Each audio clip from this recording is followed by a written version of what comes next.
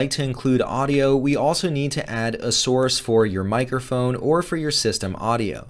Let's click once again under sources on the plus icon, and at the very top of this list there's the option for audio input capture. Let's click on this. For this one, I want this to be my microphone, so I'm going to rename it to microphone. Next, let's click on OK. On the properties screen, I can choose the device, and I'm going to select my microphone. Next, let's click on OK. I can now see my microphone in the audio mixer, and it is working. Here I can see that the audio is coming through. If I also want to record my system sound, I also need to add another source for that. Let's go down once again to the plus icon, and this time let's go up to the audio output capture. For this, I'm going to rename it System Sound. Next, let's click on OK. Within properties, I can choose the device that I want to capture the sound from, and I'm going to select speakers or headphones and then click on OK. Now that I've added system sound, I can see both my microphone and the system sound. Now that I've added a few different sources, you could start to see the importance of making sure you give the source an easy to understand name.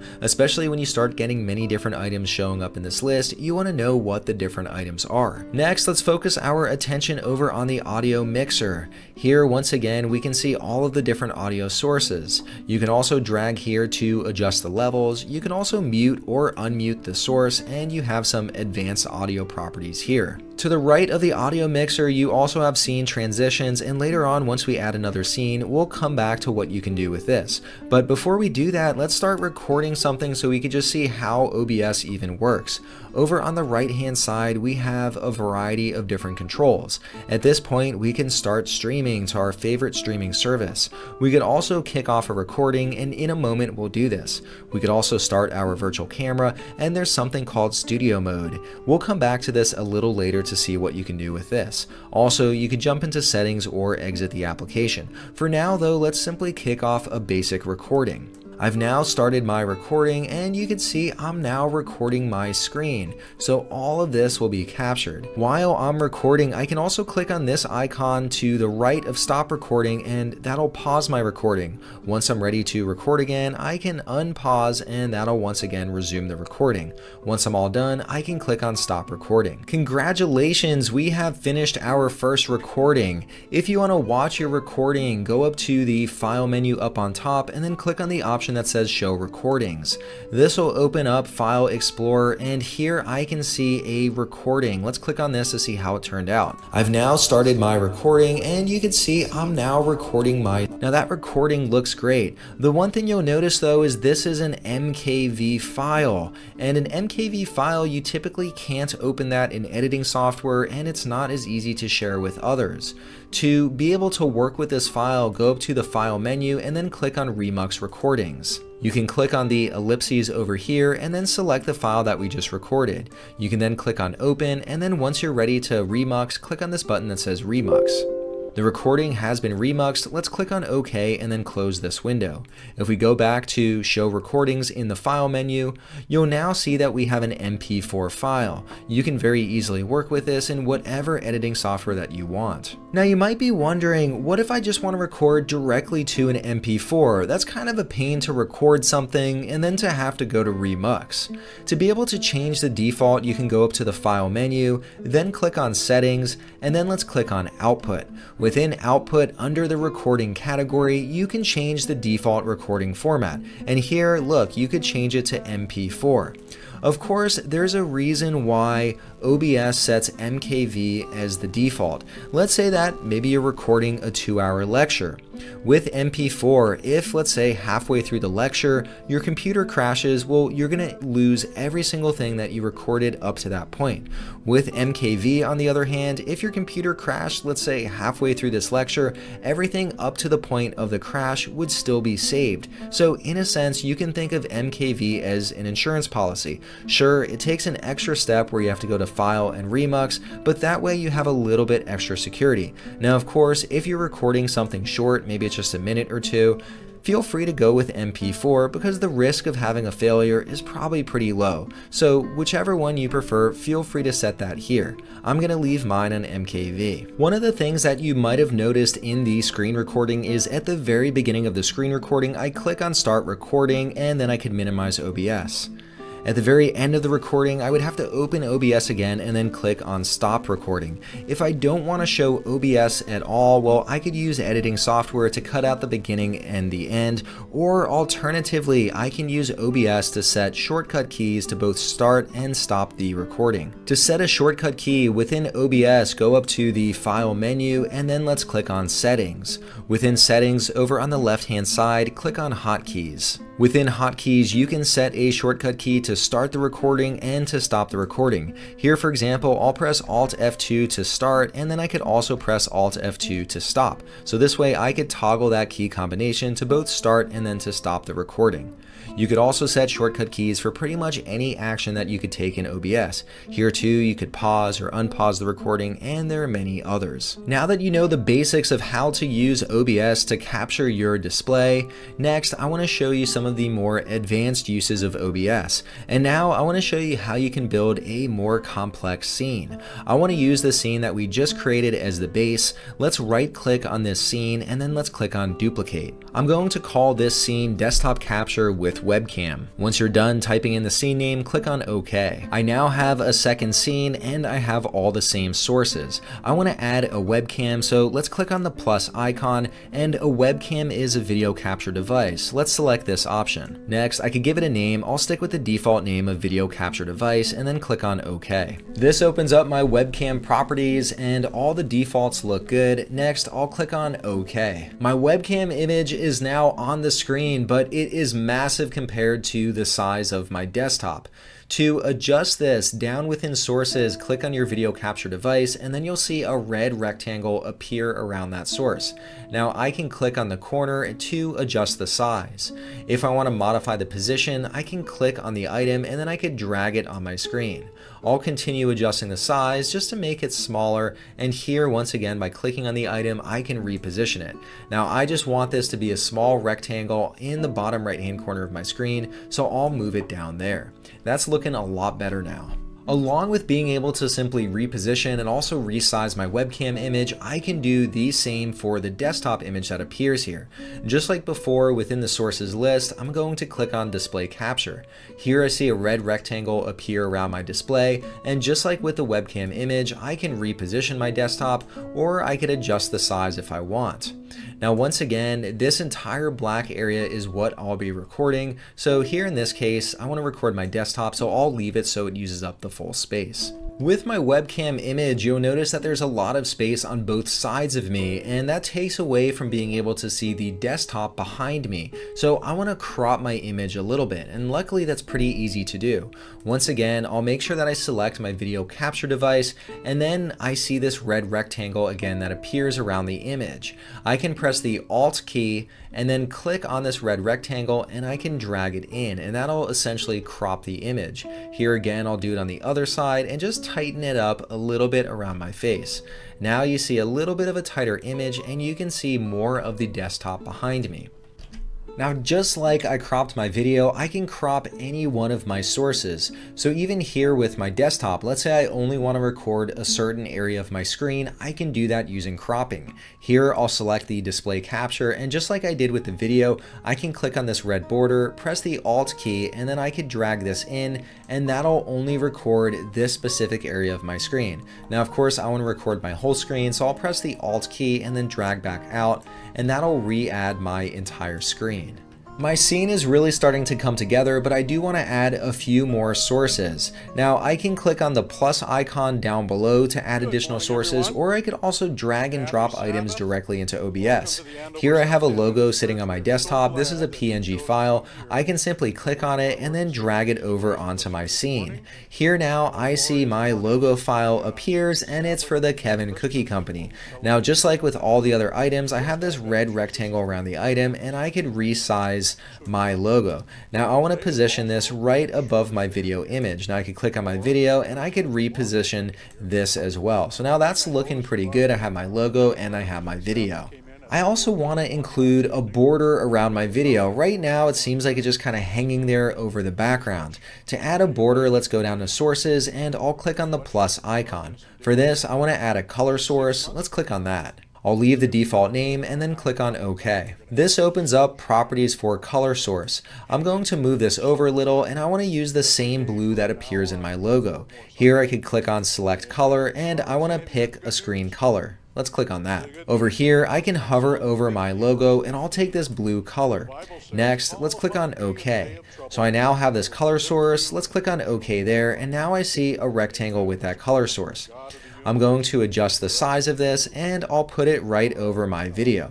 Now you'll see that the video sits in back of the color source. I want the color source to be a border for my video, so I want it in back of my video source. Down here within sources, I can see all the different sources within the scene. Now the item at the top is the topmost layer. The item at the bottom is the bottommost layer. Now I want my color source to appear behind my video capture device, so I'll simply click on this item and then drag and drop it behind the video device. I could also use these up and down arrows to shift the layers of the different items.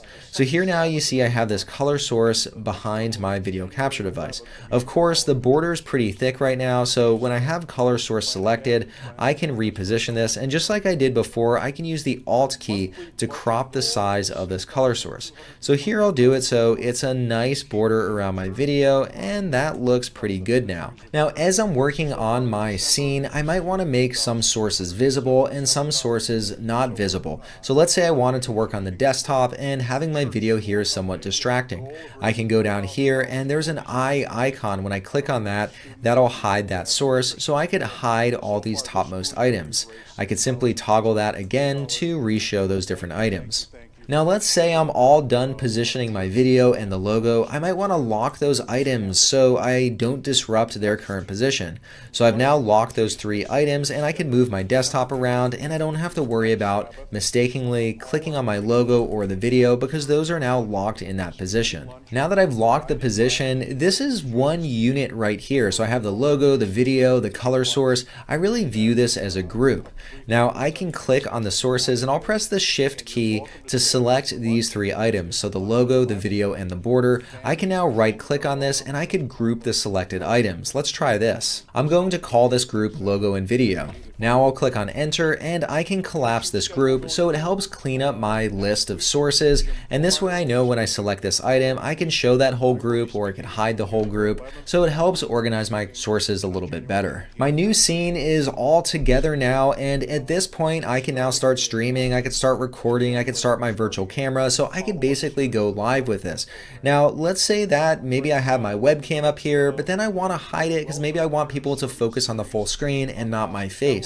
Well, over here on the left hand side, I can click on the other scene, and this will shift the scene back to just my full desktop. Now let's say I'm done explaining the whole desktop, I can now click on my scene and that'll show me again here in the bottom right hand corner. Now one of the problems is when I click on these different scenes, it's a little bit of a hard cut.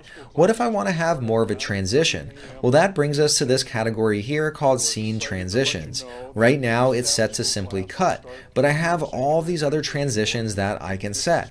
Let's pick the swipe transition instead. So I could select this, I'll click on OK for that name. Here I could preview what the transition looks like. That looks good. Let's click on OK. I now have a swipe transition. So when I'm streaming, when I'm recording, I can now click on the other scene and now you see it swipes away. If I want to go back to my webcam image now, I can click on that scene and once again that also swipes it away.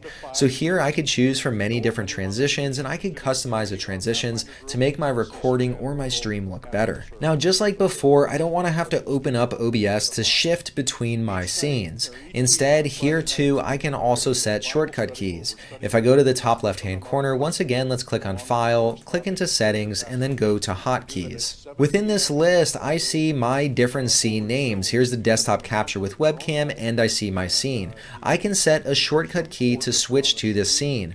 For example, I'll set F2 to switch to the desktop with webcam, and then for my full desktop, I'll set that to Alt 3. Next, I'll click on Apply, and then OK. Back within the main screen here, now if I want to jump between scenes, I'll press Alt F3, that jumps back to my desktop, and Alt F2, and that jumps back to my scene with the webcam. So here too, I could set shortcut keys to kick off off my recording, and I could set shortcut keys to switch my scenes. Now that we've looked at how you can seamlessly switch between scenes, I want to show you some additional functionality related to sources.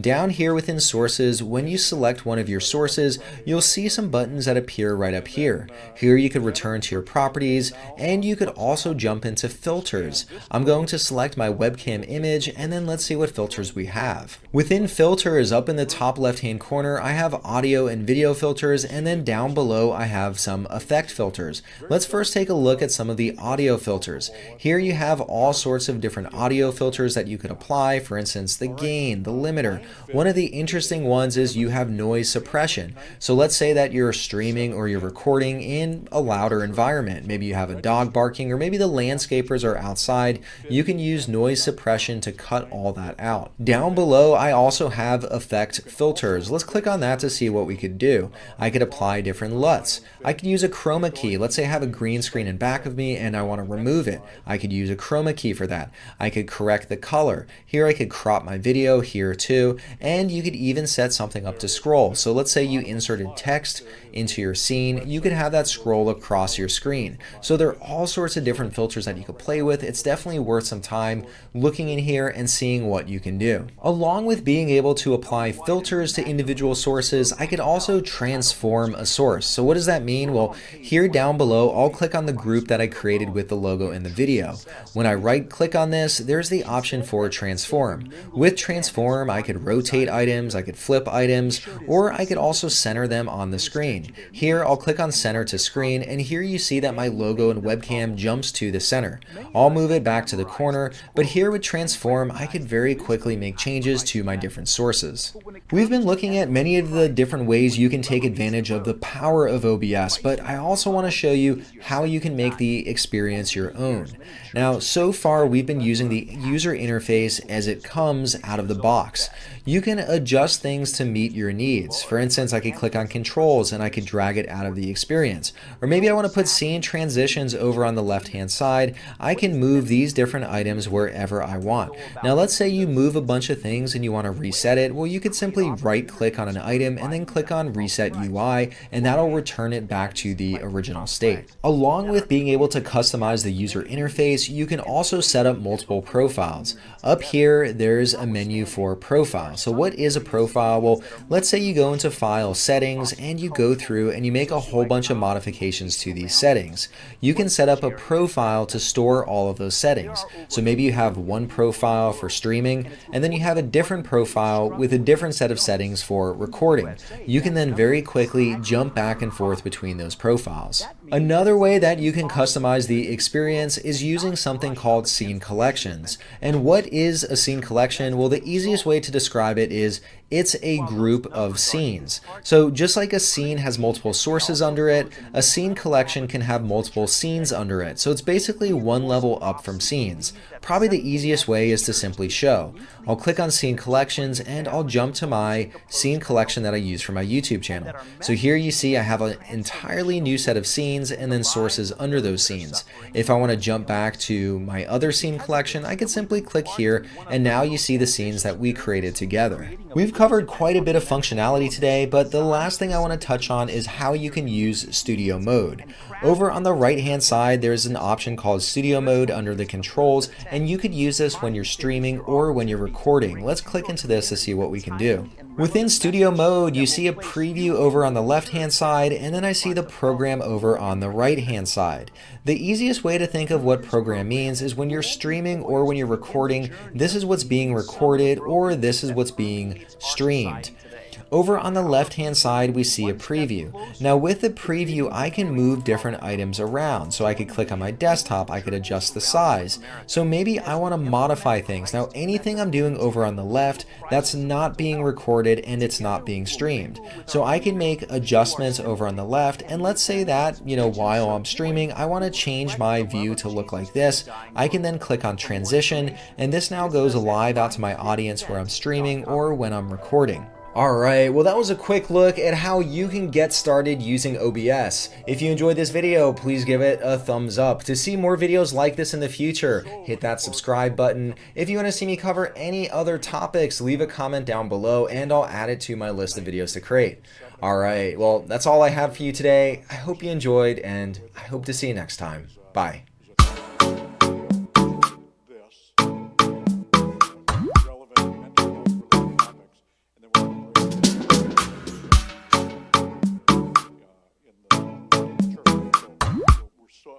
At Amica Insurance, we know it's more than a life policy. It's about the promise and the responsibility that comes with being a new parent, being there day and night, and building a plan for tomorrow, today. For the ones you'll always look out for, trust Amica Life Insurance. Amica, empathy is our best policy.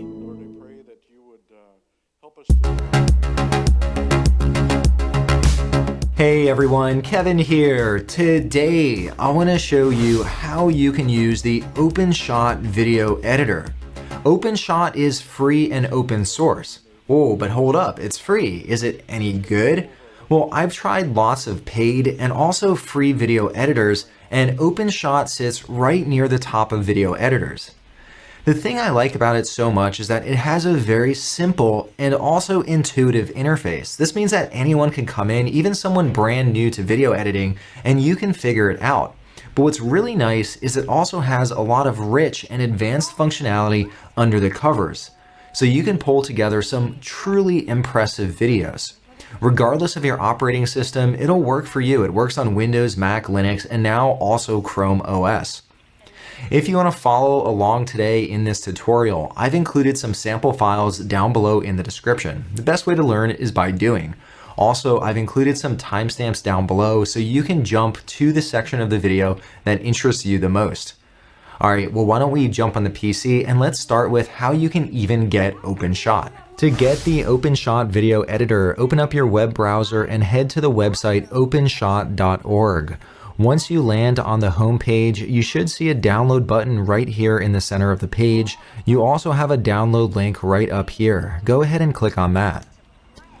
On the download page, it should automatically identify what operating system you're on. Here I'm on Windows, and it also recommends a 64-bit installer. However, if for whatever reason you're looking for a different download, like I mentioned in the intro, you can install OpenShot on any major platform. Here you see all of them down below. To kick off your download, just click on download and run through the install process. Once you've finished downloading and installing OpenShot, open up the application. Once you open it, you'll land in an interface that looks like this. If this is your first time using OpenShot, you'll also see this welcome message or call out right in the center of the screen. And when you click through this, it'll point out all of the major areas of the interface. Over here on the left-hand side, we have project files, and this is where we're going to load up all of our video, audio, and image files. In a moment, we'll do that. I'll click on next, and down below we have the timeline. This is where we start to pull together our video and to lay things out in the order that we want them to appear. And right up here, we also have the preview pane where we'll be able to see what our video looks like. And finally, once we pull everything together, we'll be able to export our video. Now don't worry, we're going to run through all of this step by step so you can see exactly how it works. To get started, we want to import some files into OpenShot. Right up over here, we have our project files, and we want to get some video and audio files in here. By far, the easiest way to import files is to simply drag and drop them in. Here I have File Explorer open in Windows, and I have all of the sample files. Once again, if you want to follow along, you can access all of these sample files in the description of this video. I have all of these files highlighted, and once again, I can just drag and drop them into project files, and here you'll see all of them load in this pane. As an alternative to load files, I can also go up to the top toolbar here, and there's a plus icon. When I click on this, this opens up a file picker and I can navigate to my files and then import them this way too. I could also right click and I could click on import files, or I could even press the shortcut key Control F and that'll also open up the file picker. So you have lots of options to get your files into OpenShot. Now that I've imported all of my files in, let's say that you bring a lot of files in and you're trying to find, let's say, a video file or an audio file. Up above, I can very quickly filter all of the different files that are shown below. Here, if I click on video, I'll only see the video files. I can click on audio, it only shows me the audio files, and if I click on image, it'll show me only the image files. I don't have any image files here, so you won't see anything. To show everything again, I'll click on show all. Also, right over here, I have a search field, and I can very quickly search for specific files in the project file set. So let's say I want to find Kevin eating a cookie. I could simply type in Kevin, and there very quickly I see that specific file. So I have a bunch of controls to find the files that I'm looking for. With all of my files now in the project files view, I can right click on one of these files and I can preview what the file looks like. This opens up a preview, and when I click on play, I can get a sample of what it looks like. We want to have an encounter. Thank you very much, Pastor. And that's gotta hurt. Pulling the baking tray out of the oven without oven mitts on, I don't know what I was thinking. I'll close this window. Now I want to start editing, and I just want to pick the pieces that I want to include in my commercial for the Kevin Cookie Company. Over here, I can right click on one of the files and there's the option to split the clip. Let's click on this. This opens up that same clip again. However, instead of just being able to preview it, I have some additional controls at the bottom. Here I can set the start point and I could also set the end point. And here I can use this to scrub the video so I could find the specific point where I want it to start. For this specific clip, I'm going to use this to start my commercial, and I want it to start right as the oven is opening. So down here, I'll set this as the start point. When I click on start, you see that it takes the thumbnail of this current clip. So it works as a visual indicator to let me know what the start point is. And here I'll go on a little bit, and you see me reach in the oven and I burn my hands, and there I pull the tray out, and right there's when I want to stop the clip. So it's going to be about 3 seconds or so long. Right here I'll click on end, and here too you see that it takes the thumbnail of this clip and it inserts it in the end. Now this is my start point, this is my end point. Now I'll click on create. This window stays open, and I can now go through and I could split the clip again if I want. Here I could set another start point and another end point, so I could split this in any number of ways that I want. However, for now I just need this one clip, so I'll close out this window. Back in project files, one thing you might notice here is at the bottom now I have an additional clip. So here's my original one where I pulled the cookies out of the oven, and then here I have my new one. I could have renamed it as I was splitting it out, but I left the same name in. This is now the new clip, which is shorter and it just has the pieces that I want. I now want to take this video clip and I want to add it to my video. Down below we see the timeline, and once again this is how I start organizing my video. To get one of these clips down onto the timeline, I can simply click on it and then drag it down. And right here you'll see that there are a few different tracks that I can choose from. Let me scroll down just so you can see all the different tracks. So there are 5 different tracks. And I'm going to start placing everything directly onto track 1. So I'll scroll down to the bottom, and with track 1 visible, let me click on this and then drag it down. And then I'll release it right here on track 1. I now have my first clip down below on the timeline, and before I go any farther, I want to save my project, just so I don't lose anything. I've already been putting a little bit of work into this, so let me keep my progress. Right up here, I'll go to the File menu and then click on Save Project As. I'm going to save this as the Kevin Cookie Company commercial. Once you're done typing in the file name, click on Save. I now have my first clip on the timeline down below, but you might notice it's pretty small. It's only 3 seconds long, so it looks pretty compressed here. If I want to zoom in a little bit, I can use this bar right here to choose what my zoom level is. So here if I drag it this way, this is going to zoom out even more. So let's say you have a longer video project, you can zoom out more so you can see all of the details. Now my video is going to be pretty short. It'll probably be a little under 30 seconds. So instead of going that way, I'll zoom in over here on the left. Here you see the plus icon, which indicates that it zooms in. And here you see the negative icon, which means that it zooms out. So here I've zoomed in a little bit, and now you can see this clip better. Along with simply zooming in and out using this bar right here, I can also use keys on my keyboard. Here, I could press the equals sign and that'll zoom in even more. I'm zoomed in all the way right now. I could also press the minus sign to zoom out. So here I'm zooming out, and then I'll press the equals sign to zoom in. And here I could scroll back to the beginning clip. So you could use your keyboard to very quickly zoom in and out. Also, probably the easiest way to do it, I could press the control key on my keyboard, and then I could roll my mouse wheel back to zoom out, or I could roll it forward to zoom in. So just another way to zoom in and out on the timeline. I now have my first clip on the timeline, and one of the things you might have noticed is when I inserted this clip down below on the timeline, up here in the top right hand corner I have the video preview, and this shows me what's currently on the timeline. Now if I want to see how my video is coming together, there are a few different ways that I can play it. I could press the spacebar, tell us what we're doing this morning. And that'll play the video. I could also go up here to the video preview and I could click on the play icon, and that'll also start playing the video. One thing you might notice is when I clicked on the play icon, you'll notice that this play head starts moving. So here with the spacebar, you'll see this play head move along. It's also referred to as the ruler. So this shows me my current position in the timeline, and it corresponds with what we see in the video preview window.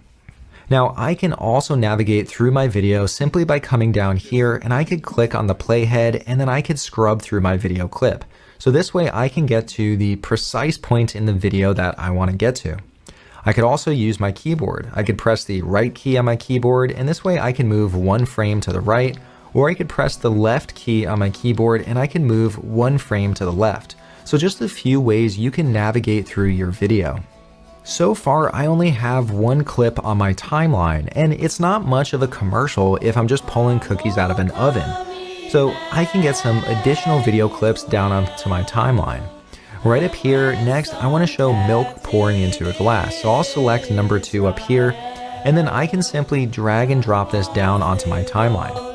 Now, as I'm holding it here, I can choose the exact position where I want to place this clip. One of the things you'll notice is as I drag it closer to the first clip, it automatically snaps into the end of the previous clip. Now, if I release right here, up here, there's a control that says snapping enabled. Here, if I turn it off and I take this clip, you'll see that it doesn't snap to the end. So here, maybe I want it to overlap just a little bit. However, I like leaving snapping enabled, so I'll toggle this box right here, and then I'll pull my clip so it sits right at the end.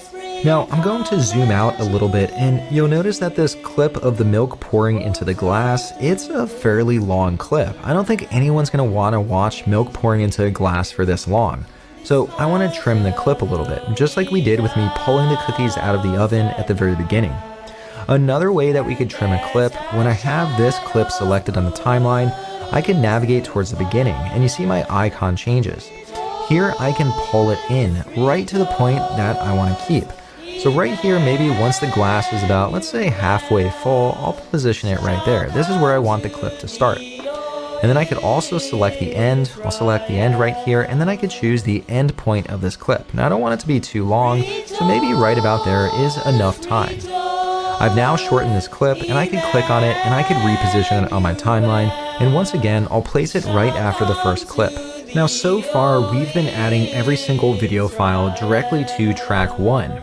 And if we look up above, there's a track 2, a 3, a 4, and a 5. So when would we use these other tracks? The way to think of tracks is they're basically different layers. So right now we're using the lowest layer. So if I take another clip and I place it, let's say on track number 2. Here if I go to the very beginning and I start playing, you'll see it starts out with the oven because there's nothing on track 2 at this point.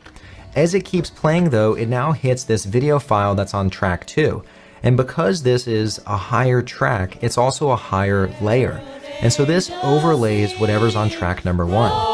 If I were to insert additional video files on track 3, that would overlay what's on 2, and it would also overlay what's on 1. And so I could add any number of tracks here. I could right click and I could add another track above, or I could even add another track below. Here I can rename tracks. Maybe that helps me keep things a little bit more organized. If I don't want a track to change, I could lock it, and I could also remove excess tracks. Now, I don't need this many tracks. This is just a pretty simple video project, so So I could right click here and I could go to remove track. This will just clean up my view just a little bit. I only need 2 tracks for this project, so I'll remove all the other tracks. I also don't want this on track 2, so I could click on this file and I'll just drag it down to track 1 and then position it right here. I'll use track 2 for my audio. So I could right click here and let me go to rename track and I'll call this audio. Next, I'll click on OK. Right down below, just to help me organize things, I'll right click here and let me rename this to video. Next, I'll click on OK. So far, I've been bringing all of my different clips onto the timeline simply by clicking on it and then dragging and dropping it onto the timeline. However, I do want to show another way that you can use to get your clips onto the timeline. First, I'm going to position my playhead at the very end here, and then I'll go up and let me click onto file number 4. Here, I'll right click on it, and right down here, there's the option to add to timeline. Here too, you'll also see the shortcut key. Let's click on this. This opens up a prompt where I can add this clip to the timeline. Here, I can see the start time, and this currently matches where my playhead is. I can choose what track I want to add it to. Do I want to add it to the audio track or the video track? Well, this is a video file, so I'll add it to video. I could also choose the length. I'll just leave that to the default. Also, I could set the fade, the zoom, and the transition. Now this is especially helpful. Let's say that you're pulling together maybe a photo slideshow and maybe you're importing, let's say 50 or maybe 100 images. You could bulk import all of them into your timeline and then you could choose a fade to use. You could choose a zoom. You could also choose a transition. And what's really neat is right up here at the top, you can choose a random transition. You could also choose a random zoom. So especially if you're pulling together a slideshow, this adds a little bit more variability to the show. Now with this video, I don't have that many files, so this add to timeline prompt won't be as useful for me. Just dragging and dropping works fine. However, I did want to show how this is yet another way you can get content onto your timeline. For now, I'll click on OK. And there you see that it just inserted my new file. Now there is a little bit of a gap between these files, so I'll drag that and then place it right at the end of the previous clip. With these new clips on the timeline, you'll probably notice that they're fairly long compared to the first 2, and that's because I haven't yet cut them down. So here you see that I'm filling up the milk glass, and right here it's about halfway full. And then as I transition to the next clip, well, here it's filling up from the very bottom again, and I wanted to pick up from where this other clip left off. So here I'll go along and maybe I want the clip to start right about here. So we looked at one way where I could simply drag and drop the end of this to basically trim my clip, but I want to show you a few other ways that we can also trim the clip. Right up here we have all of these different tools, and when I hover over this one, this is called the razor tool. I could click on that, and when I hover over this clip on the timeline, you see this straight line appear, basically the razor. So let's say I want to click right here. When I click there, it splits the clips right at that point. So I'm going to turn off the tool for now, and now you see that I have 2 separate clips. It just runs right into the next one, but now I could work with these files separately. Let's say I just wanted to remove this file, I can hit the delete key, and that's now removed that file. So here my clip just picks up right from here. As an alternative to going over to the razor tool to split my different files, I can also right click on the file. Within this menu, I have an option for slicing, and when I hover over this, I have a few different options. I could keep both sides, keep left, or keep right. Now if I click on keep both sides, you'll notice this does the same exact thing as the razor tool. It's basically the same thing, but I can access that through a menu. I'm going to undo it by pressing Ctrl Z, so my clip is just one clip again. This is one other way to access that same slicing tool, right here through the menu. Now, instead of clicking onto this menu and clicking on keep both sides, and instead of navigating over to the razor tool, I could also press Ctrl K on my keyboard. When I press Ctrl K, that does the exact same thing. So there are quite a few shortcut keys that I can use to make my editing even simpler. Once again, I'm going to undo that by pressing Ctrl Z. When we right-clicked on the clip, you probably noticed that there were those 2 other options. And let me go back and go to slice. So we have keep left side or keep right side. So let's see what these do. If I click on keep right side, when I click on this, you'll notice that everything to the left of the playhead gets wiped out. So here now my clip starts right here. And let me go on just a little bit farther to maybe this point. Let's say that I want to remove everything to the right side and I want to keep everything to the left. Here I can right click, and let me go to slice, and for this one I want to keep everything on the left side. So I'll select this option, so that removes everything over there, and here now my clip is cut exactly how I want it to be cut. So this is yet one more way that I can edit clips. Now, just like there was the shortcut key Control K to do a cut in the middle, the other two options of keeping to the left or keeping to the right also have shortcut keys. And for that, let's go a little bit farther down to this next clip. And this is where you see my hand appear and I start grabbing these cookies. Now let's say I wanted to start maybe right there, right before the hand comes into the frame. So here I want to keep everything to the right and I want to remove everything to the left. Now once again, I could right click, I could go to this menu and I could say keep right side. But we could also use the keyboard. And for this, I'm going to press Control J. When I press Control J, it keeps everything to the right and it removes everything to the left. And let's go down just a little bit here and you see my hand come in and a whole bunch of these cookies disappear. And yes, I did eat these cookies, but maybe we just need about that many. Right here now, I want to keep everything to the left and I want to remove everything to the right. So for this, I'm going to press Control L, and that gets rid of everything to the right. Now you might be wondering, well, wow, we have Control K, Control J, Control L, it's all these random keys. How am I going to ever remember this? Well, just to make things really simple, actually look at your keyboard and look at where those keys are physically located. Control K, K is right in the middle, that splices it or cuts it in the middle. So I'm going to undo that just to return the clip back. Now J is right to the left of K, and when you press J, it keeps everything to the right.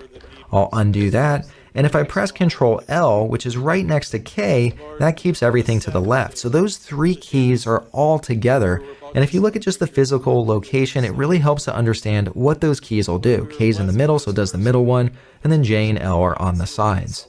When you're editing videos, shortcut keys can make things work a lot faster, especially if you have a lot of clips you need to edit. But you might be wondering, well, what are the shortcut keys? Or maybe I don't like pressing Control K, I'd rather press S on my keyboard for split, or maybe R for razor. Can I configure those? And you absolutely can. If we go up to the top menu and click on Edit, right down here there's the option for Preferences. Click on this. Within Preferences, we have all of these different tabs, and all the way over on the right hand side, there's the option for Keyboard. When we click on this, here you can review and see what all of the different shortcut keys are for OpenShot. And here are the shortcut keys that I called out. You have the Control K, the Control L, and Control J. And you could change these to whatever you want them to be.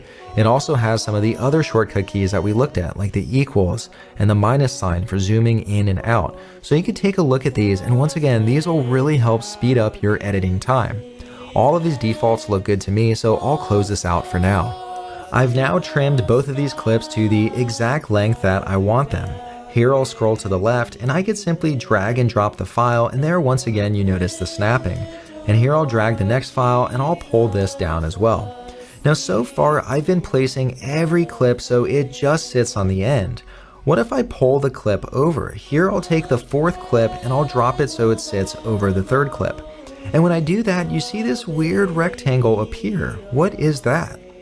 If I go back here, I'll place the playhead right so it appears here on the timeline, and then I'll play it. You'll notice that it fades. So when I drag one clip and I place it over another clip, it'll automatically apply a fade transition. Any type of overlap between clips automatically creates a fade transition. But let's say maybe I want a different transition. I could click on the fade right here and I could press the backspace key and that'll remove the fade. Now if I play it right from here, you'll notice that it's just a hard cut between the clips. Right up here, I can click on transitions, and here I have a wide variety of different transitions that I can choose from. Let's say for instance that I want to apply a circle in to out transition. I can simply click on this one and then I'll drag it down to my timeline. I'll place it right in between these clips. Here you'll see that the transition by default is pretty long. Just like we could do with one of the clips, I can click on the end and then I could drag it in just so it covers the overlapping portion of these clips. I'll place it right about there. Now, if I play my video, let's see what this looks like. Here you'll notice that I now have a new transition between these clips. So it's pretty easy to choose whatever transition you want, and then you could switch between your clips in a seamless way. If I go back through my video now, let's click on this clip where you see the milk pouring in the glass. It looks like a pretty nice vibrant shot. If I go to the previous one, this isn't quite as bright and as vibrant as the next one, so they don't really seem like it's from the same shot. If I go over here, we have a third tab for effects.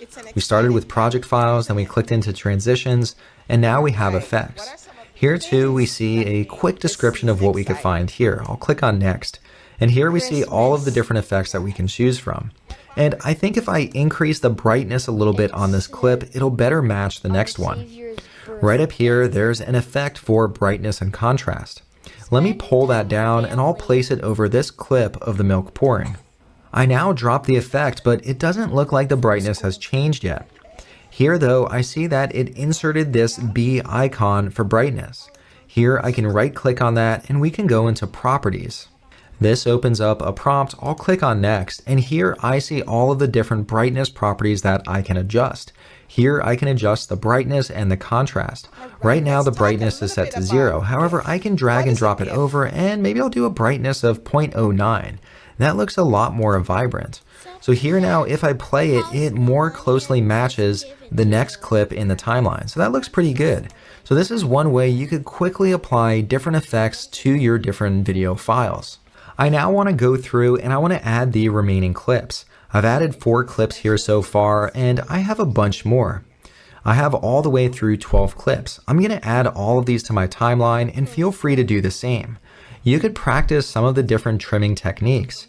You could try right clicking, and you could go to split clip to try cutting it here and then bringing it to the timeline.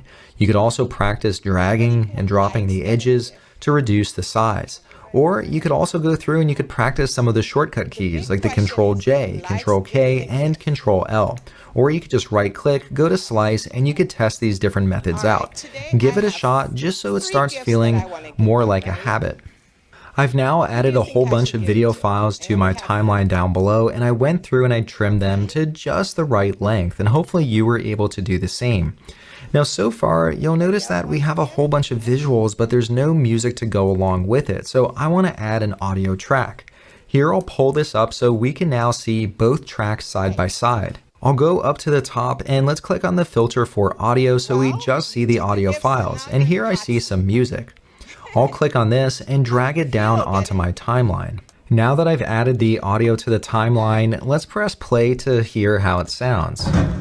Lights are going up, snow is falling down, there's a feeling of goodwill around town. It could only mean one thing.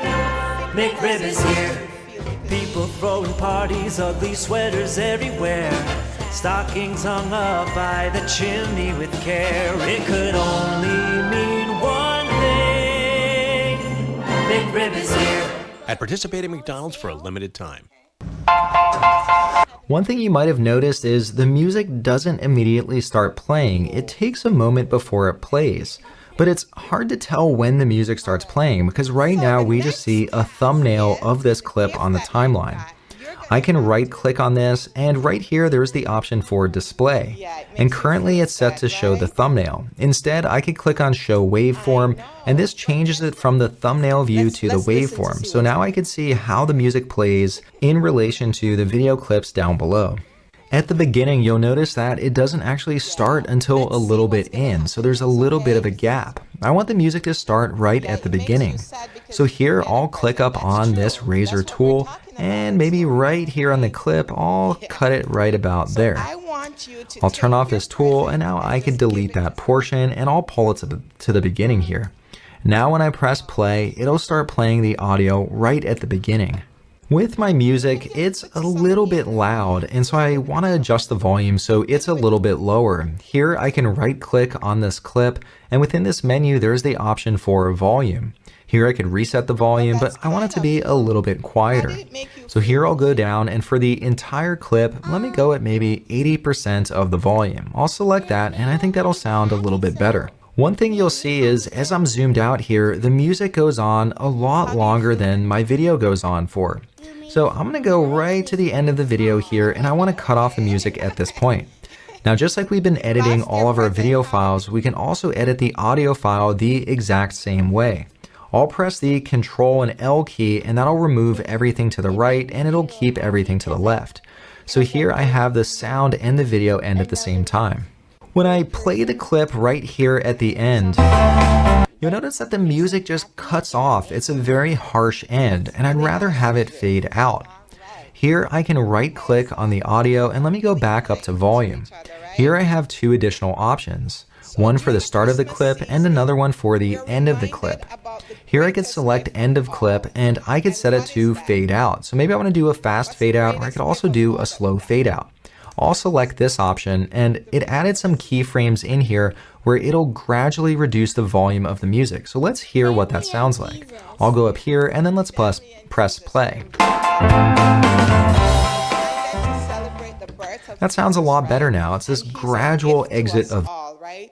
Do you know that there are many people who don't appreciate his gift to us? Yeah. But it doesn't matter if they appreciated it or not. It's a gift for us all. But did you know that Jesus also got gifts when he was born? Yeah. Yeah, he also got gifts. So we have to always remember that as much as we want gift, we should also think about others and make sure that we give them a gift, okay? And some of the gifts that we can give doesn't necessarily have to cost money, right? What are some of the things that we can give as gifts? Anybody knows? What are some of the things that we can give as gifts? Yeah. Flowers. Flowers, yeah. Anybody else? Maybe just telling your sibling or your family member you love them. Yes. Really good. I was going to have things. Christmas. Yeah. Christmas, yeah. What are some? Yeah. So remember, guys, we can be kind, we can share, we can be respectful, and most of all, we can be loving. In Matthew 22, verse 36, it says, "Love the Lord your God with all your heart and with all your soul and with all your mind." We show love to the Lord when we love the people around us. All right? So I have a little gift for you all.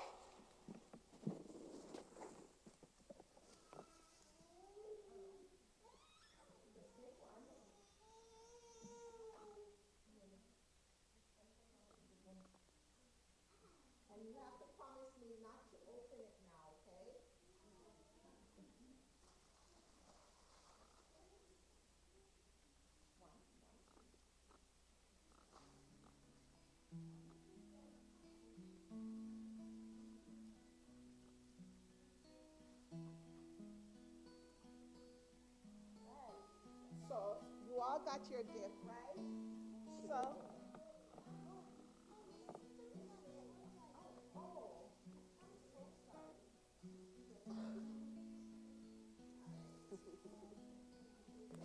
anybody want to close in prayer?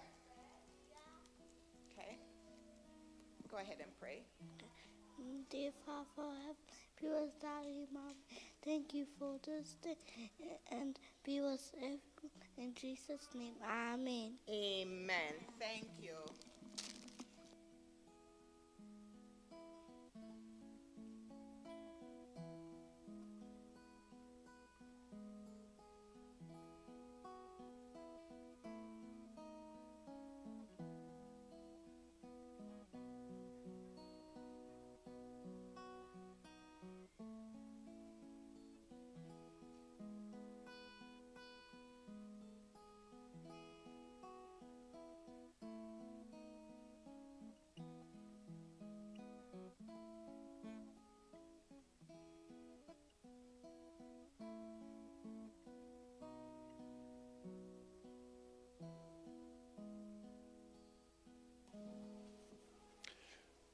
Now it's time for our scripture reading. And today's scripture comes from Song of Songs, chapter 2, verse 4. Again, that's Song of Songs, chapter 2, verse 4, and I'll be reading from the New King James Bible. The Shulamite to the daughters of Jerusalem, he brought me to the banqueting house, and his banner over me was love. Once again, that's Song of Songs, chapter 2, verse 4. Now it's also time for our offering time. This time can be a busy time for many. If you have children in school, as I do, it is a blur of Christmas programs, family traditions, and various gatherings of people I love. It can be a time of great joy, a time of great sorrow, depending on many factors. Once all the business of the holiday is done, things actually slow down and reset. One beautiful thing I have noticed is that where I live, there tends to be a stillness and a quietness in this season. The days are shorter, the weather is colder, and all that combined slows me and my family down. And we simply adjust our pace to enjoy the rhythm of winter. I recently ran across the term wintering, referring to easing into a softer pace for the winter season. Excuse me. As we look back on this year, let's take time to reflect on how God has shown up for us this year. Was there a difficult thing your family went through? Is there a way you can see how prayer helped you navigate that time? Our offering today is for the local church budget. Let us give today from hearts grateful for all that we recognize God has done for us. And we have a couple ways that we can give. We can give by going to our online giving site by scanning the QRC code. There's an envelope in front of you that you can put your donation in and mark where you want it to go. And any loose offering in the plate today goes for our local church budget. And as you can tell, we were about just shy of halfway to our goal for our church budget, and we have 2 Sabbaths left. So if you want to give, please give to the church budget as well. Let's bow our heads for a word of prayer. Heavenly Father, we thank you each and every day for all the gifts that you have bestowed upon us. And now it's time for us to return to you. As you have blessed us, we will bless you with our offerings. In Jesus' name we pray. Amen.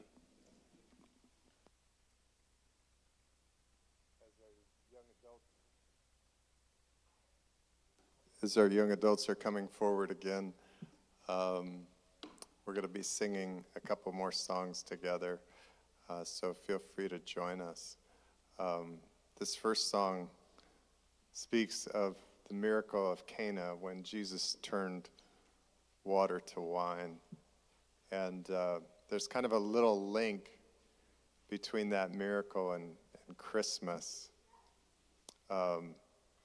Jesus will say, when his mother asks him to turn the water to wine, "Woman, what is that to me? My time hasn't yet come." And then if you think about Paul, who says that God sent his son in the fullness of time. And so he was here, and his sacrifice was near, but it hadn't yet come. And I guess you could say in Christmas, he was here, but the fullness of time had come for him to come, but his time was yet to come. So we're going to sing this, and we invite you to join along, and I'm going to give this mic to some people behind me.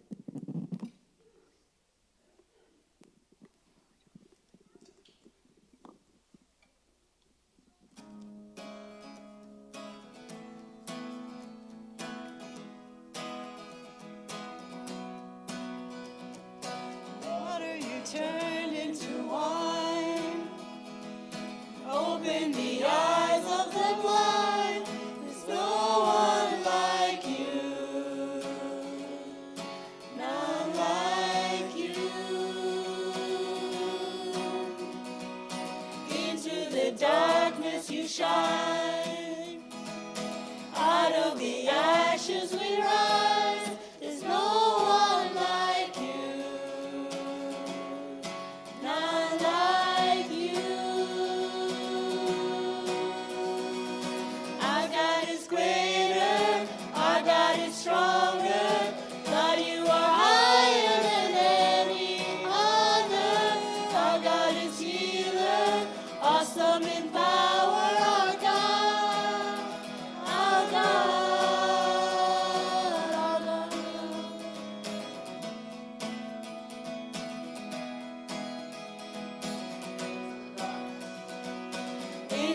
the darkness you shine. Out of the ashes we rise. There's no one like you. Not like you. Our God is greater. Our God is stronger. God, you are higher than any other. Our God is healer. Awesome in power. Our God. Our God is greater. Our God is stronger. God, you are higher than any other. Our God is healer. Awesome in power. Our God. Our God. And if our God is for us, then who could ever stop us? And if our God is with us, then what could stand against? And if our God is for us, then who could ever stop us? And if our God is with us, then what could stand against?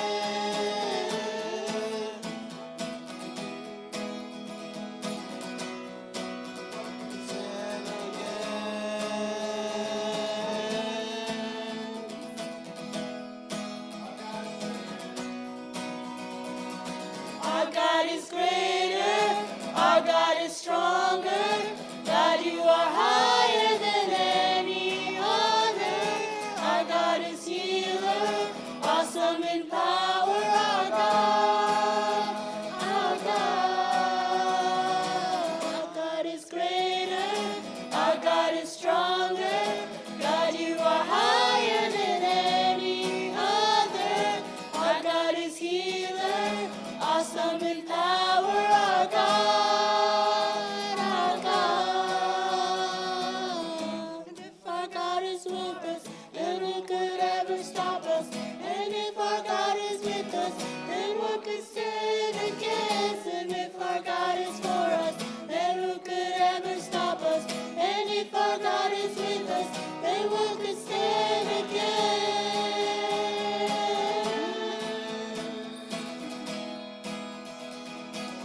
Then what could stand against?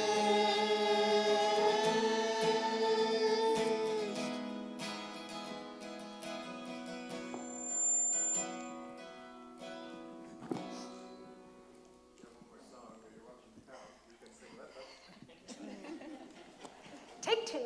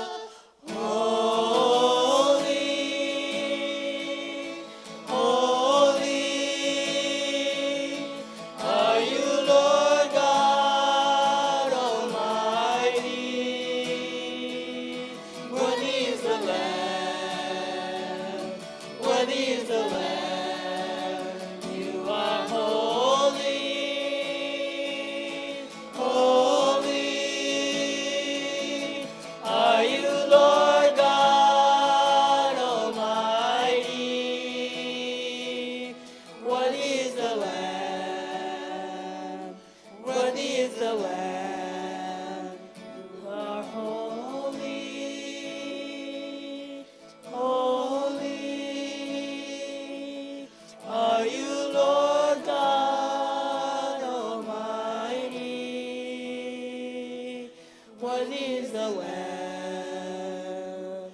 Worthy is the Lamb. Holy, holy are you, Lord God Almighty. Worthy is the Lamb. Worthy is the Lamb.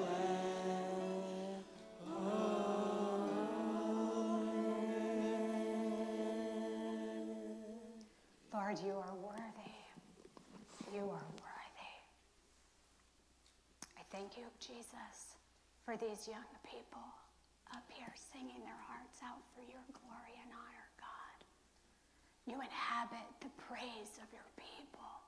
And God, we want to say this morning, you are worthy, that you are mighty, that you are a warrior, that you are a lover, that you are a friend, that you are a king, that you are a savior. Thank you, Jesus. Thank you for what you have done and what you continue to do. And Lord, I pray for these young people on this stage right now. God, that you will fill them with your spirit, that you will empower them, that these words will resonate in their lives and in their hearts. God, we need them.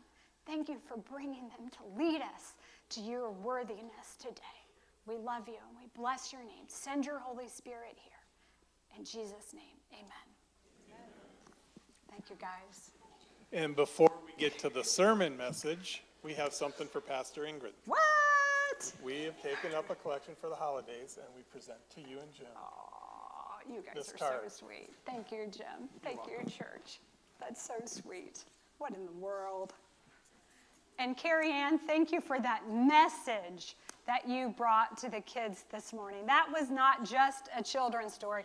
That was a message. And those kids learned right in that message, Carrie Ann, of, oh, let me give this to somebody else, because they did feel bad. What a gift. What a gift. What a gift to have these young people up here this morning. Amen? It's a gift. This church is gifted. And this row right here, what a gift to have these kids here. We are blessed. We are gifted. And thank you for being here and being present. Not just that, for all the people that do the behind the scenes, that you may never even enter this stage or come up on this stage. Thank you. Thank you for your gift. Thank you for you guys for being here today. It's good. It's good to be in the house of the Lord. Amen. It's the season. We've been talking about it this morning. And when I was a little girl, I grew up in Hagerstown, Maryland, and we, during every holiday, would go to my grandmother's house. She lived in Perryville, Maryland, about 2 hours away. We would load up, all 4 kids, in whatever teeny little car we had, or station wagon, whatever vehicle we had, and we would go down the road. And we would get to my grandmother's house, where my father was actually even born, in the house. Back in that day, there wasn't any running water in the house. There wasn't plumbing. There wasn't electricity. It was just really very, very small. Eventually, they added a kitchen to it and a bathroom and a little porch on the front. So that was still the house that we would go to. And it was always special to go to my mom's house because of her spread on the table. Every holiday, whether it was Christmas or Thanksgiving, whether it was Easter, we would go and have a celebration. And my grandmother would make the very best potato rolls. She would make them from scratch, and then when you would bite into them, you just wanted another one. She also would make this salad. Her salad was delicious. In her salad, she didn't buy a store dressing. She would make her own dressing, and she would put a scoop of mayonnaise on there, a little bit of salt, a little bit of sugar, and stir it all up. It was always iceberg lettuce with cucumbers and onions and probably some tomatoes, but I really didn't like tomatoes as a kid. Her salad was so good. And then she would make what my mom calls milk macaroni. Anybody ever heard of milk macaroni? Yeah, well, me neither, but I loved it. And the way she made this, she would boil her noodles, and it wasn't mac and cheese, but she would put milk on it and sugar and a little bit of salt. I don't know, but I couldn't wait to get my mom's mac. Well, I guess it was mac. You just didn't say cheese. Her macaroni. It was so good. And we would have a turkey. And when I was 12, I decided that I wasn't going to be eating meat anymore. And so she would always make me a little stuffing on the side with no drippings from the turkey. Going to my grandmother's house for holiday season was just a festive time. The table was beautiful.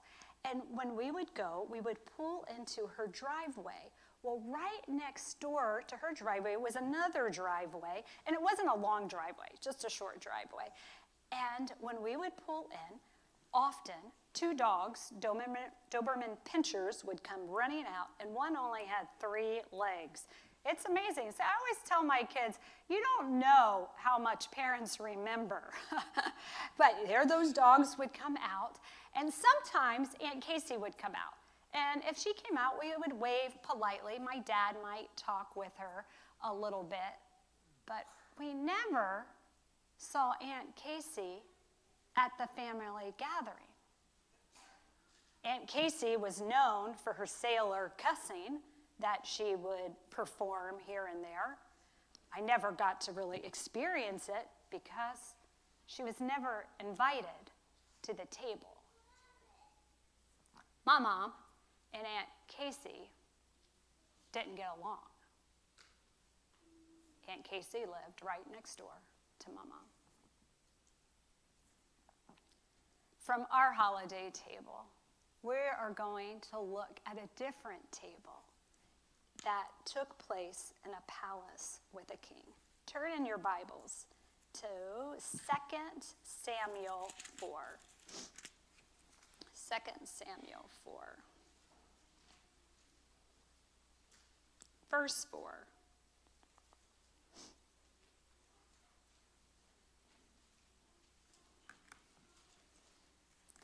And when you get there, say amen.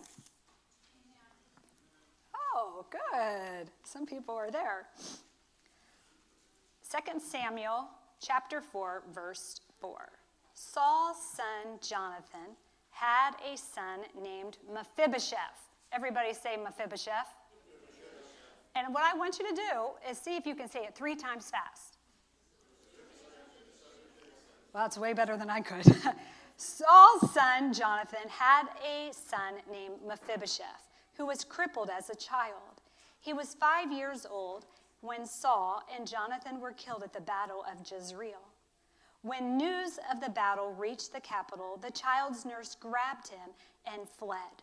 But she fell and dropped him as she was running, and he became crippled as a result.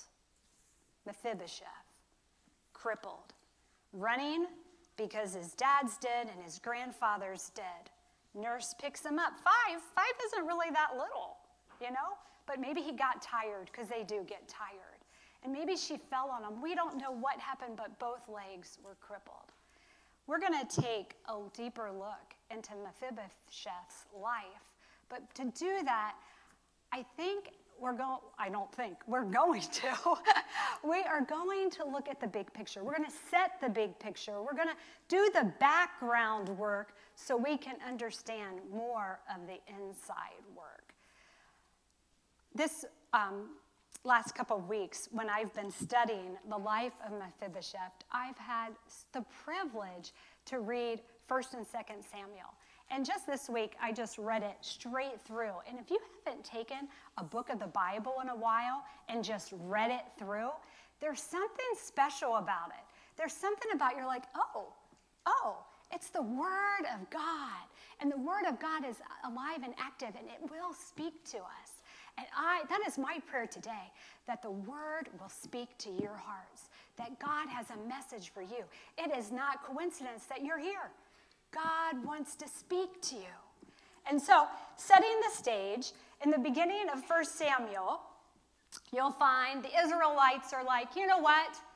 We look around at all the other kingdoms and we are not like them. This isn't fair.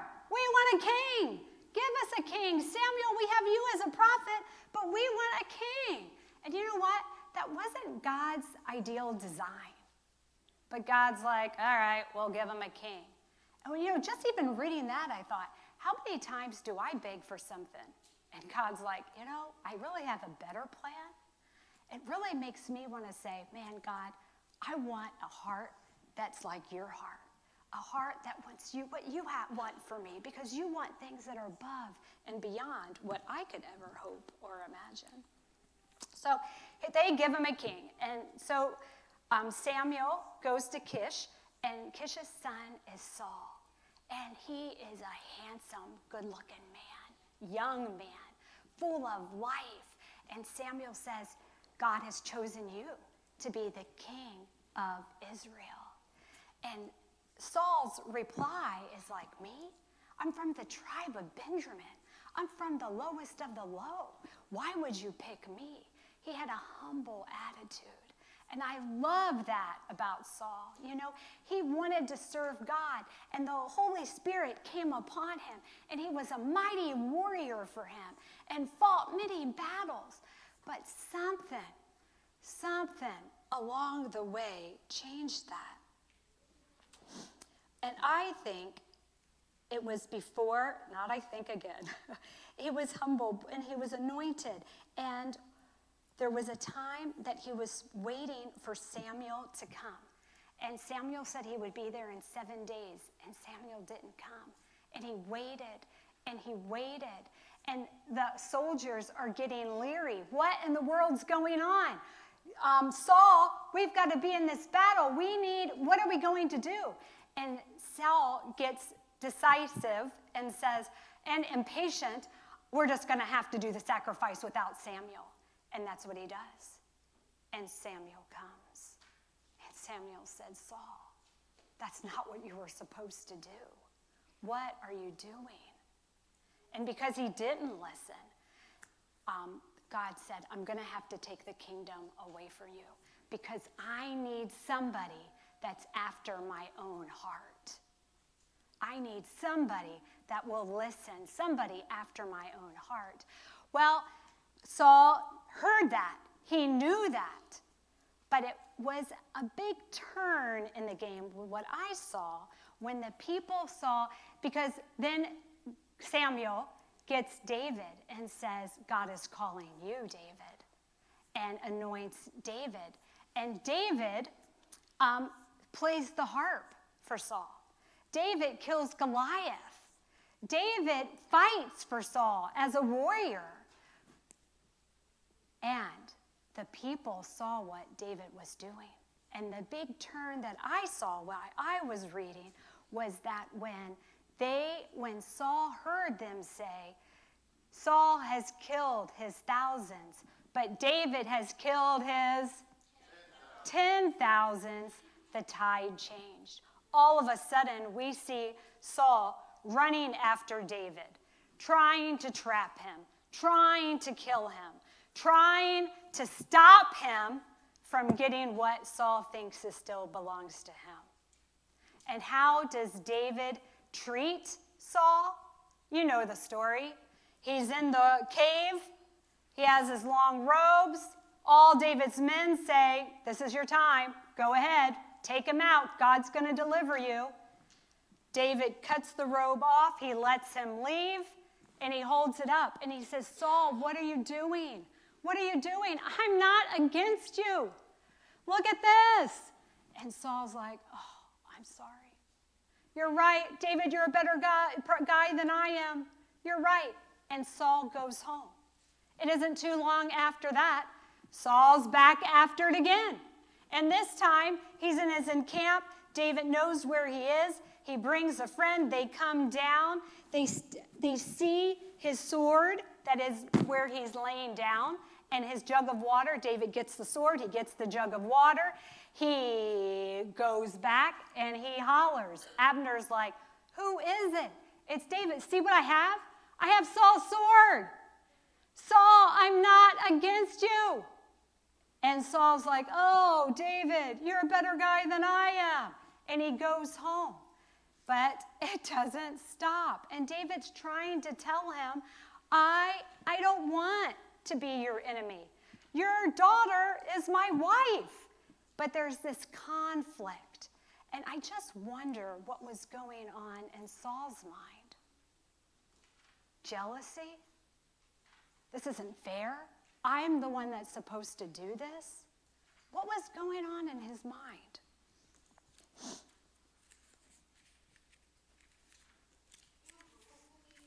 David at this time finds refuge with the Philistines. He's like, I'm so tired of running, and he takes his men, and they live among the Philistines. It's during that time that the Philistines go to battle against Israel.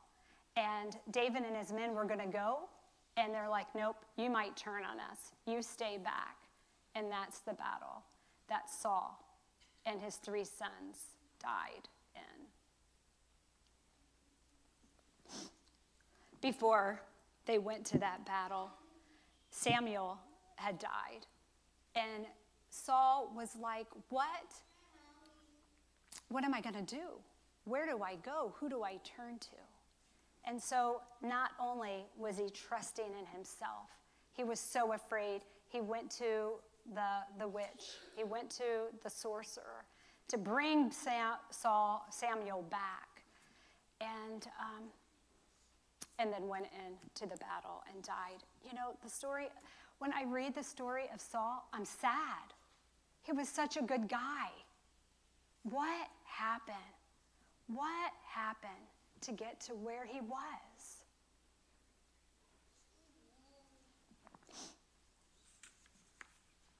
The story continues. And after Saul dies, so we have we have Saul over this side, and we have David on this side. We have Abner, who is his chief warrior, and on David's side, we have Joab. The fighting continues. Joab's brother gets killed by Abner. Then Joab kills Abner. Then Ishabeth is like, what in the world? What am I going to do without Abner? And then their own raiding party people go and kill Ishabeth, and they bring Ishabeth's head to David and say, look what we've done. And David says, don't you know that this is not going to make me happy? When they told me that Saul was dead, was I happy about that? No, you can't do that. And they perished. David says over and over, you can't, what God has anointed, it's not our job to take down. So we continue in our story to 2 Samuel 4. And we go now to 2 Samuel 9, because we're going to hear more about Mephibosheth. One day, chapter 9, verse 1.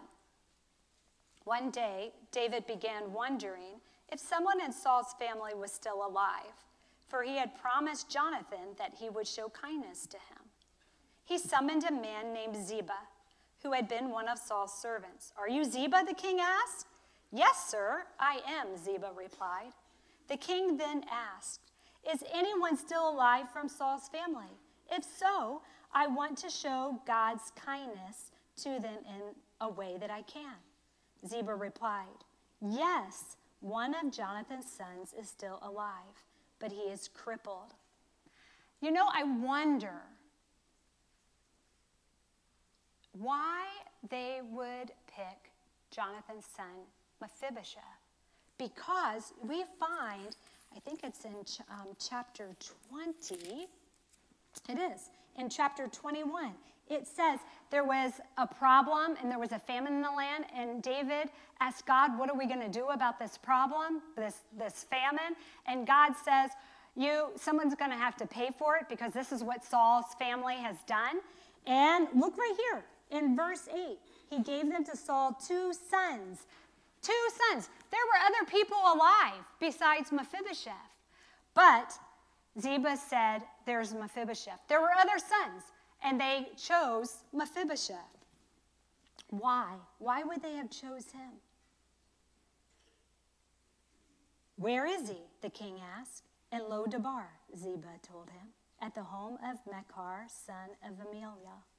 So David sent for him and brought him from Mechar's home. His name was Mephibosheth. He was David's son and Saul's grandson. When he came to David, he bowed in a low, great fear and said, I am your servant. Mephibosheth was 5 years old when he was gathered up and fell and became crippled, and then they took him away to a long ways away location. I don't know how long it was. I didn't research that part, but it was a part that was Saul's territory where he would be safe. He's been asked to come. What would be his feelings to come back to the king who was in fight with his grandfather? What would that feel like? The Bible says he was afraid. He was afraid to go to King David's palace. Did he want to wipe? It was totally acceptable back then to wipe out the other family for all the heirs that would exist, because then there would be no threat to the new kingdom. But David wasn't like that. He said, bring him, because of course, his love with Jonathan and his friendship and their covenant that they made. So Mephibosheth, whatever, he comes, and he is afraid, and he bows low, and he says, I am your servant. And David says, don't be afraid.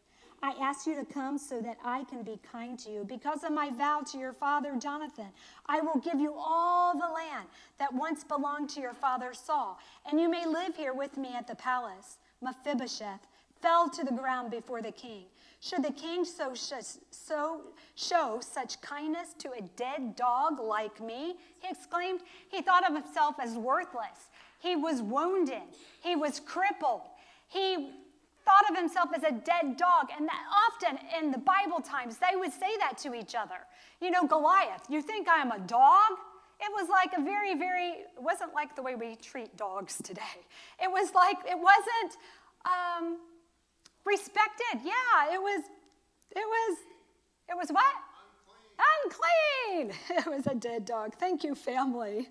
The king summoned Saul's servant Ziba and said, I have given you, master's grandson, everything that belongs to Saul and his family.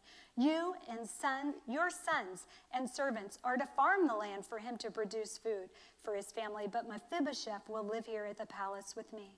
Ziba, who had 15 sons and 20 servants, replied, Yes, my lord, I will do all you have commanded. And from that time on, Mephibosheth ate regularly with David, as though he were one of his own sons. Mephibosheth had a young son, Micah, and from then on, all the members of Ziba's household were Mephibosheth's servants. And Mephibosheth, who was crippled in both feet, moved to Jerusalem to live in the palace. David called Mephibosheth. There was a calling that he said. Even though Mephibosheth was afraid, even though he wasn't sure what was going to happen to him, if that would be the end of his life for sure, as he went into the palace of enemies and come to the table, he was afraid.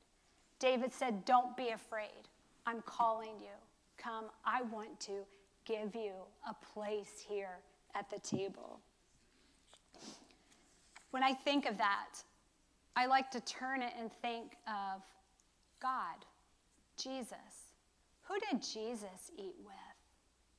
When I think of that, I think of Zacchaeus. Zacchaeus, come down. I'm going to your house today. I think of the tax collectors and the prostitutes and the parties that he would go to. Jesus is a call on each one of our lives. He's calling each one of us. When I first read this story, I was like, oh, wow, this is so cool, because you see David over and over again of, evil trying to be done to him, and he's trying to do good. He brings Mephibosheth to the table. He's saying, there's a place for you. This is about loving our enemies and praying for those that persecute you. And so when we look at Jesus and Jesus having the call on our life, what enemy do we have in our lives? What is it that Jesus wants to bring us into? The other thought that came to me was Psalms 23, where it says, I prepare a place for you in the presence of my enemies. You think of Mephibosheth coming, he's with his enemies. I never thought of that. I've always thought of that, here's the feast, and it's a safe place to go. But the enemies are all around. And God's like, I am preparing a place for you there. Then everything shifted for me. On Wednesday night, I started going downhill. And you guys know I'm on this journey, this Crohn's journey, this emotional journey, this gut journey. And Wednesday night, I started going down, and Thursday morning, I woke up in bad news. Thursday morning. Just having anxiety meltdown. And I look at it and I think one of the issues was on Wednesday, my goal was to have my sermon done because my kids were coming on Thursday. Be done. Thursday morning, I wake up, I still don't have my sermon done. I don't even know what, I've been reading, I've been studying, but I don't even know how the flow is going to go. I have no flow, and it's Thursday, the kids are coming, and I'm a mess. And we have a MindFit Zoom on Thursday morning, and I told him, I'm like, I'm not doing very good. And Jim came and sat beside me, and he was like, let me hold your hand. It was horrible. It was horrible. But I will tell you, when I was having my meltdown, and I was listening to the song that Jim's going to sing in a minute, and you don't have to come quite yet, Jim, but you can. You can come on up. Come on up here and be with me. It dawned on me who my enemies were. My enemies are pride. My enemies are perfectionism. My enemy is anxiety. My enemy is fear. I don't want to come to the table. I've got too much going on.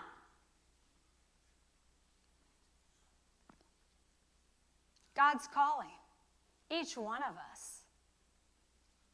Are we going to come? Mephibosheth could have stayed. He could have hid further away. God's calling us. And he's saying, don't be afraid. Don't be afraid. I'm for you. I go with you. What is it? Come to my table. Come to my table. Eat with me. And not only that, he says, I'll carry you there. Mephibosheth was broken. Are we not all broken?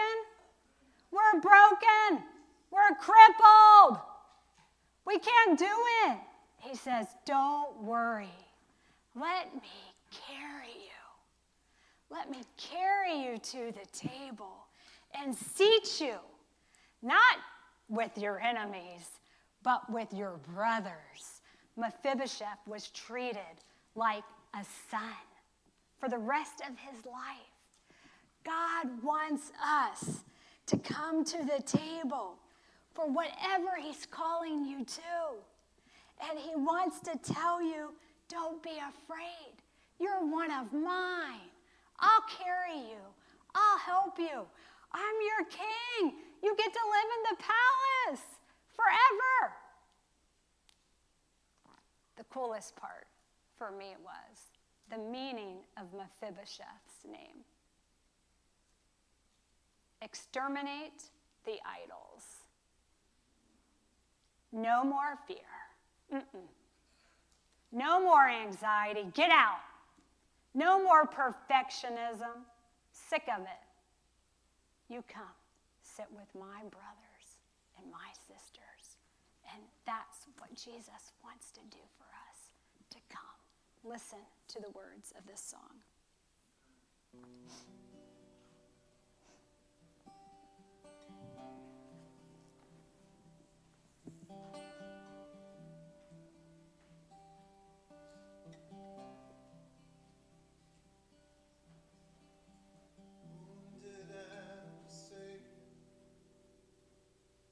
Try it again. Wounded and forsaken, I was scattered by the fall. Broken and forgotten, feeling lost and all alone. Summoned by the King into the Master's court, lifted by my Savior and cradled in his arms, I was carried to the table, seated where I don't belong, carried to the table, swept away by his love. And I don't see my brokenness anymore when I'm seated at the table of the Lord. I'm carried to the table, the table of the Lord. Fighting thoughts of fear, wondering why he'd call my name. Am I good enough to share this cup? This world has left me lame. And even in my weakness, the Savior called my name. And in his holy presence, I'm healed and unashamed. I was carried to the table, seated where I don't belong. I was carried to the table, swept away by his love. And I don't see my brokenness anymore when I'm seated at the table of the Lord, as carried to the table, seated where I don't belong, carried to the table, swept away by his love. And I don't see my brokenness anymore when I'm seated at the table of the Lord. I'm carried to the table, the table of the Lord. The young adults will come forward for the closing song.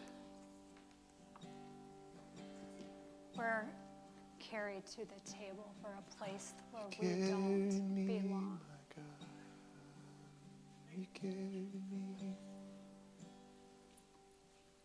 God carries us there. I just want to say,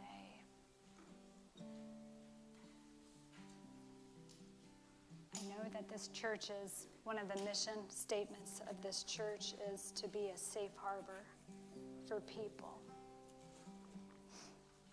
And all people, wherever you are, whatever you're struggling with, you are not alone. Life is hard, and we need each other. So let's be safe. Let's be kind. Everybody's trying to do their best.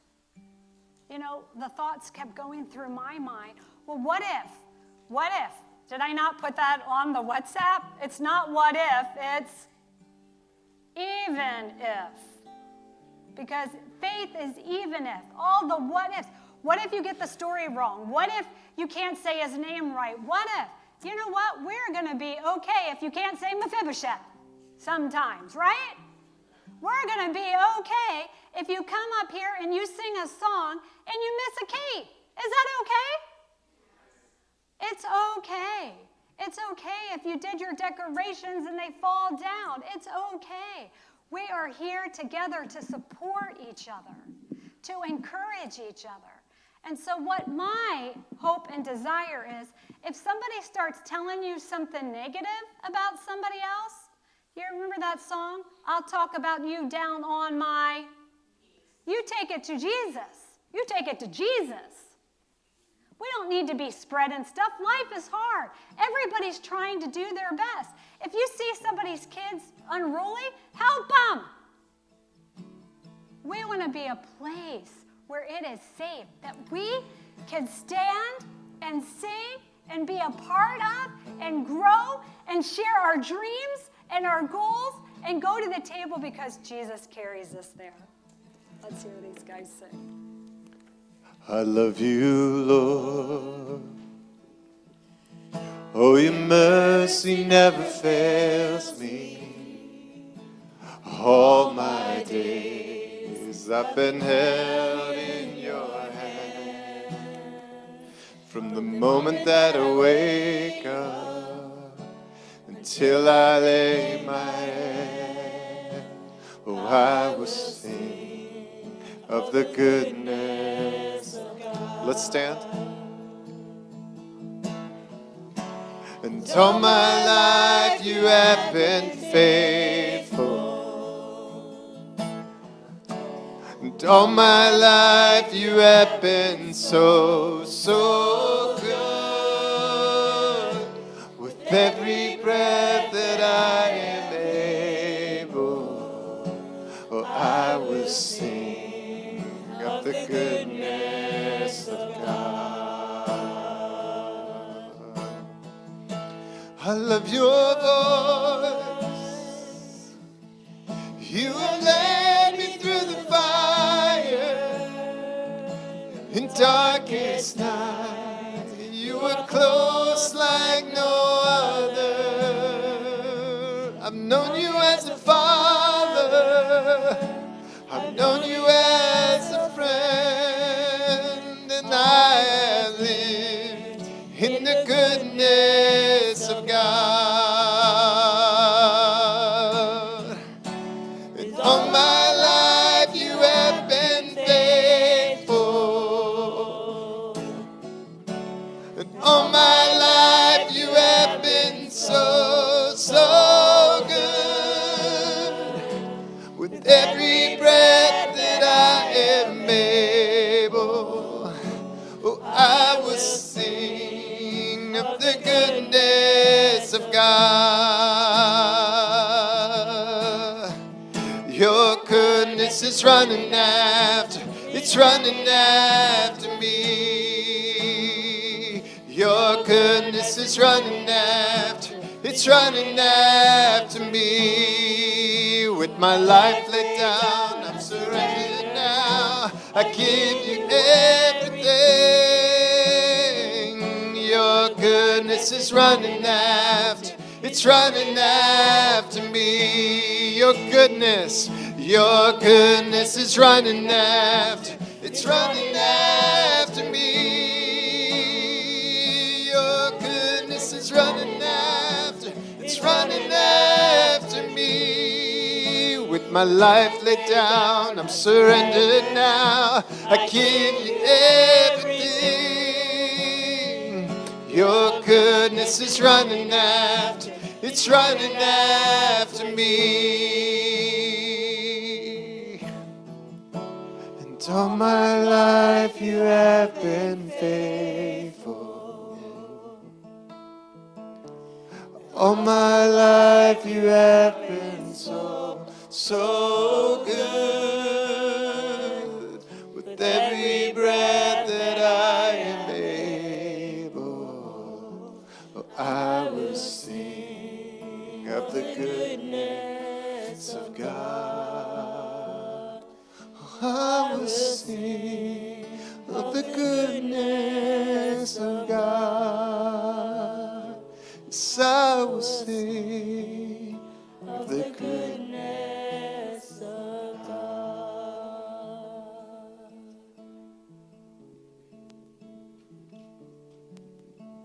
Dear Jesus, we thank you for your goodness, that it keeps running after us.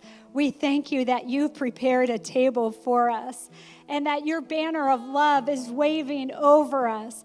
God, we just want to say, yes, Jesus, we accept it today.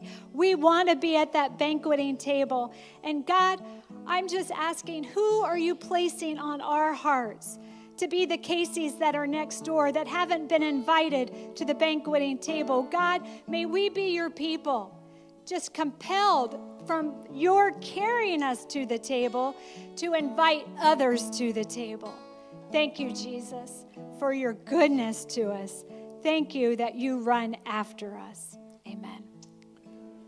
Turn your eyes upon Jesus.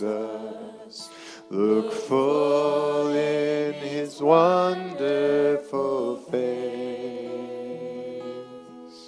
and the things of earth will grow strangely dim in the light of his glory and grace. And all my life you have been faithful. All my life you have been so, so good. With every breath that I am able, oh, I will sing of the goodness of God. Take 5, greet somebody, wish them a happy Sabbath and a Merry Christmas.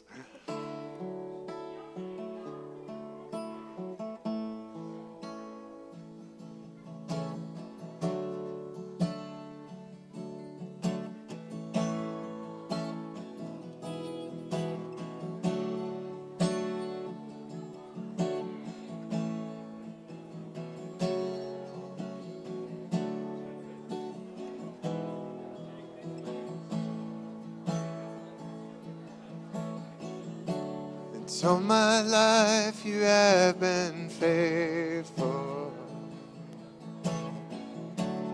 All my life you have been so, so good. With every breath that I am able, oh, I'm gonna sing